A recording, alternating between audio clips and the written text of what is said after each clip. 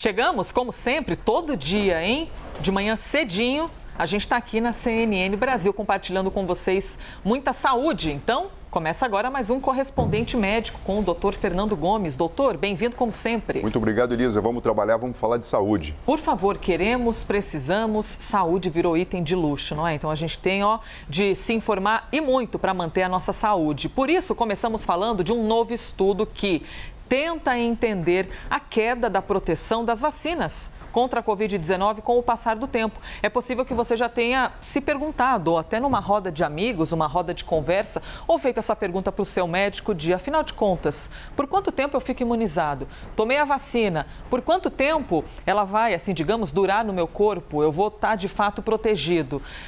Um estudo feito no Japão, com 365 profissionais de saúde, trouxe algumas informações para a gente. A ideia era analisar a queda da proteção da vacina da Pfizer 6 meses após a aplicação da segunda dose.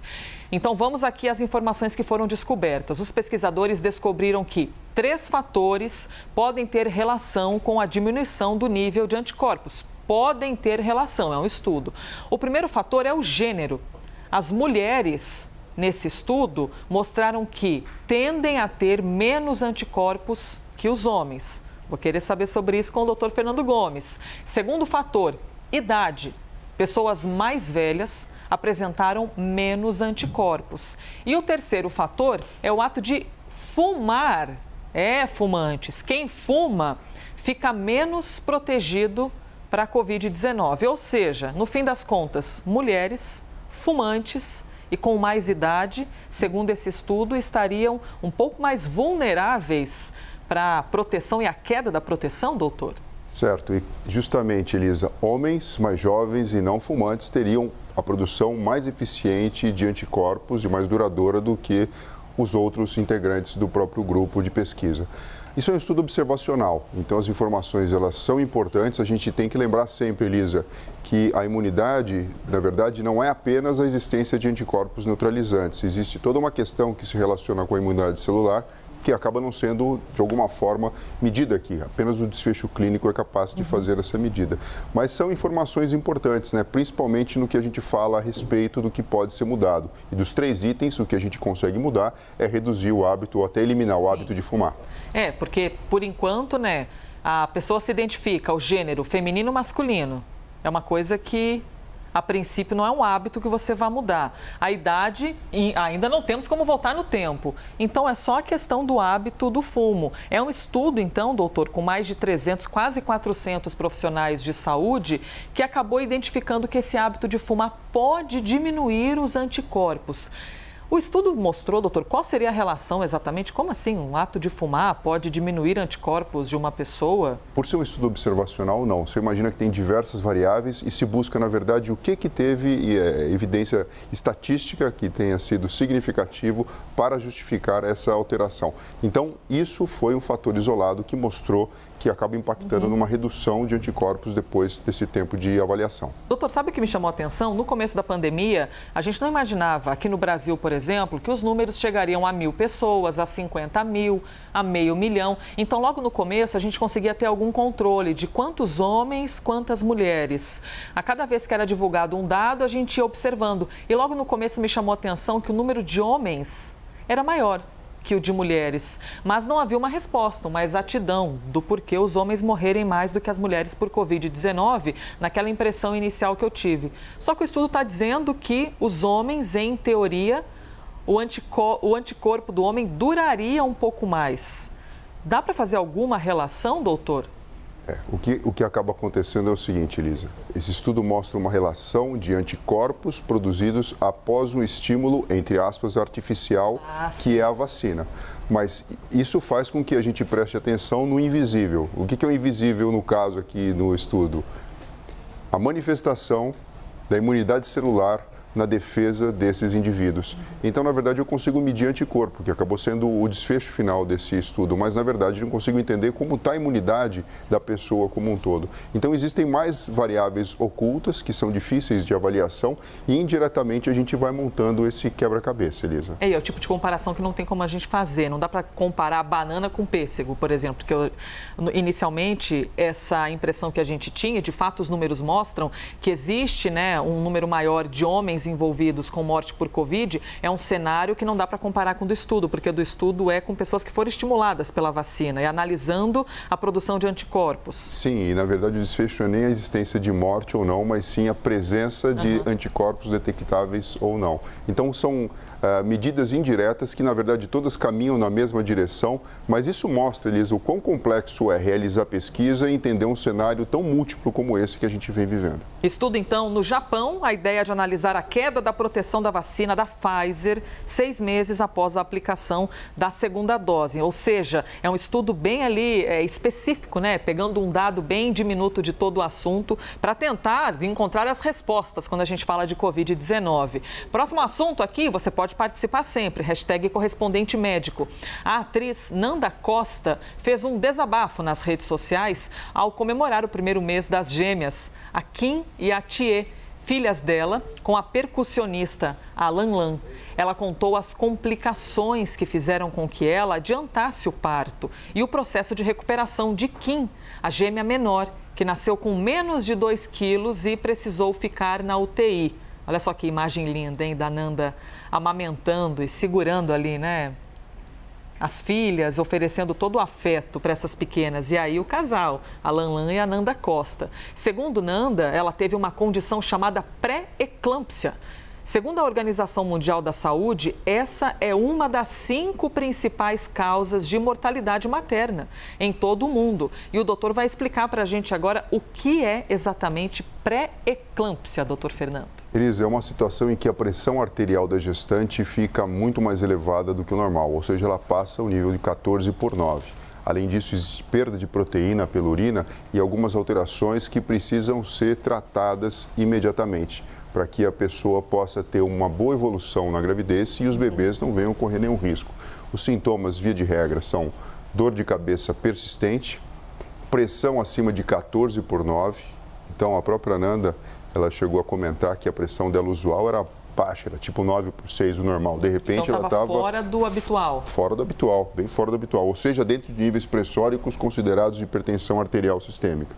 Náuseas e tonturas, inchaço nas mãos e nos pés. Então, a gente percebe, né? Tirando esse que está grifado aqui amarelo, né? A pressão acima de 14/9, podem ser sintomas que muitas vezes são comuns na própria gravidez. Pois é. E diminuição da urina, mas principalmente, né? A perda de proteína na urina. Então, é uma situação que requer, na verdade, uma intervenção médica e muitas vezes, mesmo com a utilização de medicamentos e cuidados intensivos, não se consegue controlar a situação.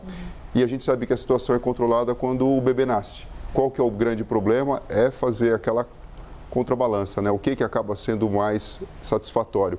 Porque a gente não quer que os bebês sejam prematuros, mas também a gente sabe que o grande risco que tem de uma mãe com pré-eclâmpsia é evoluir para uma situação mais grave e até mesmo evoluir para eclâmpsia, que é uma outra situação bastante grave, no qual a mãe pode apresentar convulsões, coma, sem causas neurológicas aparentes, mas relacionadas com todo esse processo. Então, pré-eclâmpsia seria um sinal de que algo pode evoluir para uma piora, mas no caso da Nanda Costa parou nessa situação de pré-eclâmpsia, mas mesmo assim já causou um efeito colateral, eu vou assim dizer, para uma das gêmeas, que elas nasceram diferentes. Naturalmente, os médicos já estão habilitados a compreender o peso do neném, quais são as características, se está tudo dentro do controle. Mas quando você tem 2 pequenos seres humanos chegando no mundo, você compara ainda mais, não é, doutor? Opa, pera lá, uma das gêmeas aqui está apresentando algo muito adverso. É uma situação que requer, obviamente, um olhar profissional, e aqui está o papel da obstetrícia e da ginecologia também, e entender todo esse momento que acaba sendo uma situação de muito risco, tanto para as crianças como para a mãe, se não houver o diagnóstico adequado e a intervenção precisa, Elisa. Doutor, dúvida, pré-eclâmpsia é algo que pode acontecer perto do momento do parto, ou na reta final de uma gestação, ou em qualquer momento de uma gestação? Via de regra pode surgir depois da 20ª semana, a gente fala aqui aproximadamente depois do 3º trimestre, então é algo que reforça a necessidade da realização de um pré-natal. É óbvio, né? A mãe já sabe mais ou menos como é que vai ser o processo do nascimento, já tem acompanhamento médico e de perto, na verdade, os médicos já ficam atentos em relação a isso. Mas é importante todo mundo saber, como eu falei para você, sintomas gerais, que muitas vezes são comuns para algumas gestantes, com a dificuldade inerente ao próprio momento de vida, mas a questão da pressão arterial aferida alta é que acaba empurrando para o diagnóstico contundente. Antes de ir para o próximo assunto, a gente consegue colocar aqui a foto novamente da família, para mais uma vez nós podermos brindar essa imagem tão bonita aqui, ó, Lanlan, Nanda Costa. Nesse momento a Nanda estava com as gêmeas dentro dela ainda, né? Por enquanto era o lar das meninas. E aí na sequência também aparece a família já com as gêmeas que vieram ao mundo. Então, que essa imagem seja um brinde à família, um brinde ao amor, um brinde às nenéns que nasceram com absoluta estrutura e afeto e vão receber toda a força dessas duas mulheres que já carregam com elas muita força também. Parabéns para a família, viu? Próximo assunto que a gente traz aqui para vocês. Você já ouviu dizer que alguém pode viver com dois corações? A gente às vezes brinca, né? Nossa, o coração é tão grande, um coração que não cabe em mim. Parece que a pessoa tem dois corações dentro do peito. Isso não é só brincadeira, só teoria não, viu? O INCOR, o Instituto do Coração da Faculdade de Medicina da USP, fez uma cirurgia pioneira no tratamento da pressão alta no pulmão.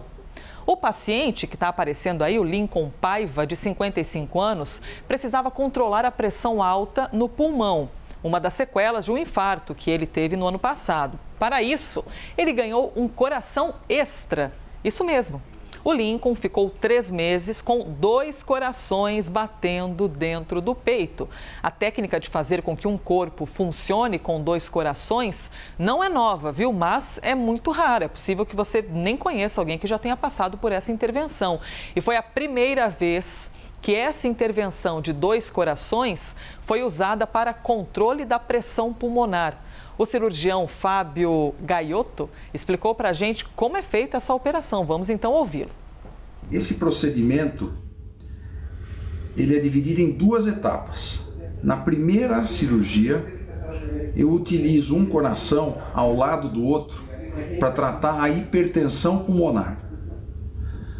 Quando a pressão dos pulmões já está normalizada, o segundo passo, que é mais difícil que o primeiro, é transformar o coração que está em posição heterotópica, ou seja, ao lado, fora do seu lugar devido, num transplante cardíaco ortotópico, que é o transplante tradicional que nós fazemos.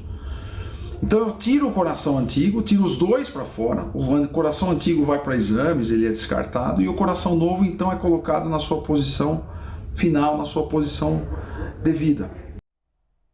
Interessantíssimo, hein? A gente ouve dizer algumas pessoas assim falando, sempre cabe mais um nesse coração, mas agora o fato é que não é o que cabe mais um no coração, é um coração que coube do ladinho do outro. O doutor Fernando Gomes fizeram caber então 2 coraçõezinhos ali e deram vida para esse paciente. Sim, o Dr. Fábio Gaiotto é um dos melhores cirurgiões cardiovasculares do país, um amigo pessoal, e realmente assim a gente tira o chapéu para ele e para toda a equipe do INCOR, porque realmente foi um procedimento inovador.